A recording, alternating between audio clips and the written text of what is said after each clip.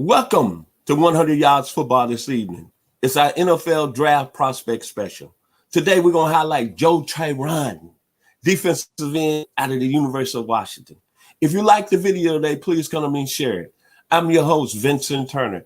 And joining me today is the very talented Daniel Kelly, scout with the New York Jets in the regime under Bill Parcells and my man Bill Belichick. He's the author of Whatever It Takes, one of the best-selling books on Amazon at this moment. And he came this close to getting the GM job with the Cleveland Browns in 2017. And man, he knows all about football because he's got it at the highest level. So if you like the video today, please come in and share it as we're going to break down Joe Tyron, outside linebacker and / defensive end out of the University of Washington. Mr. Kelly, how are you doing this evening, sir? I am doing well, sir. You know, I've never got a compliment like that in my life from a fan of the Dallas Cowboys. Well, you know what, my man? You know what I'm gonna do, Dan? We ain't gonna start nothing this evening, brother. We gonna keep it real short and sweet because you might say something wrong, get me upset this evening because the rivalry is real intense. But I know where you're going. You're trying to start something this evening here on 100 Yards of Football. Hey, the rivalry, the Redskins, boys. But let's start with Mr. Tyron, the defensive end out of the University of Washington / outside linebacker. Absolutely.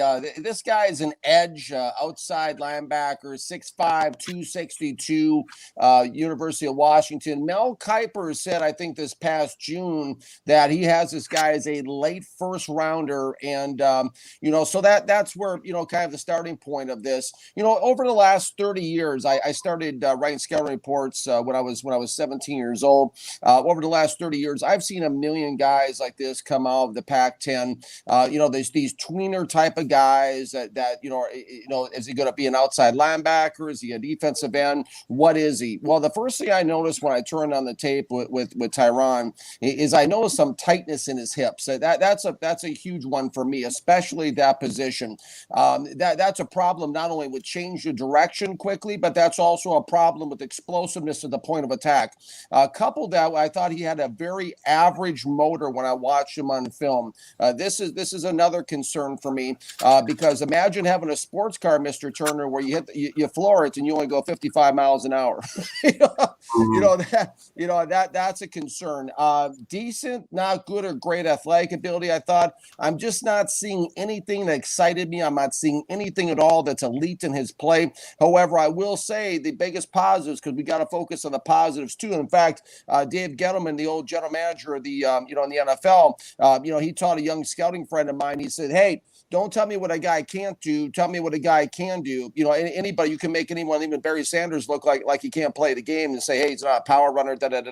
So I understand that point of it too. And when I see the positives with Joe Tryon, I see that the positive is he's got these longer arms and he's very physically strong. He's very weight room strong, and he uses his hands extremely well at the point of attack. His hands are like a stun gun.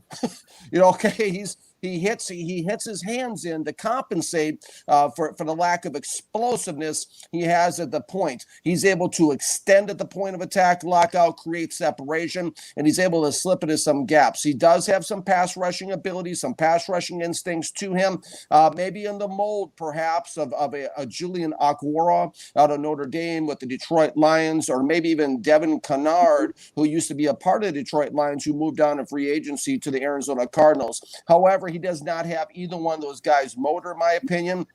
He has above average playing speed, and he also has decent lateral speed, I felt, as well. I'm just not seeing that burst. I'm not seeing that at the point of attack. I'm not seeing the burst into the pocket the way I like to. I think he can drop some of the coverage. I was impressed by his ability to drop in the coverage and cover into the short to intermediate zones. But, like I said, my biggest concern is that when I watched the film he was absolutely just about neutralized completely against Boise State on film. That's a huge concern. Hard tackler, hard hitter. I think he's somebody that will play in this league. Again, I'm projecting him as a 4th or 5th rounder in my mind. Mr. Turner? I think when you look at Joe Tyron, is that I like his size, man. I like his size 6'5", 262. To me, you're looking at a guy that can probably put on 10, 15 more pounds. He didn't play this year in 2020, opt out. But in 2019, Daniel, what I always judge, and you know me, I look at the production. Everything you brought up is good about him. But when I look at the production in 2019, 14.5 tackles for loss, 61 total tackles, 9 sacks. And what I saw about a young man on film is a guy that had a decent motor, but he was a guy that seemed like he was always around the football. He doesn't have a very explosive first step, but he has a good first step. And I'm going to say this again. He played under a pretty good head coach in Jimmy Lake, who coached with the Tampa Bay Buccaneers and Detroit Lions back in the mid-2000s. So the guy's got some good coaching. But most of all, he's, to me, similar to a lot of Washington Husky linemen that have came out.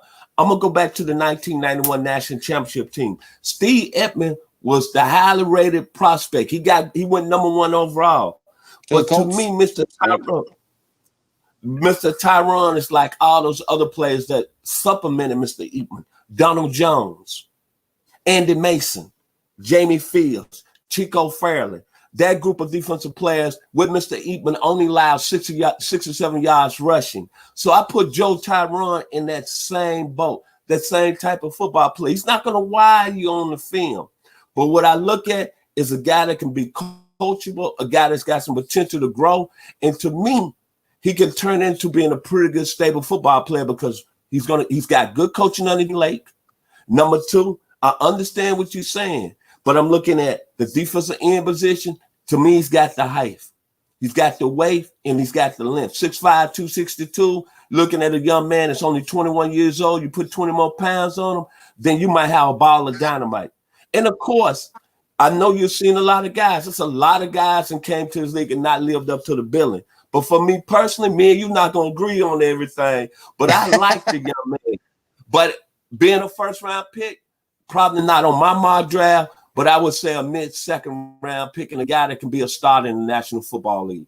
Final words on Mr. Joe Tyron, Mr. Daniel Kelly.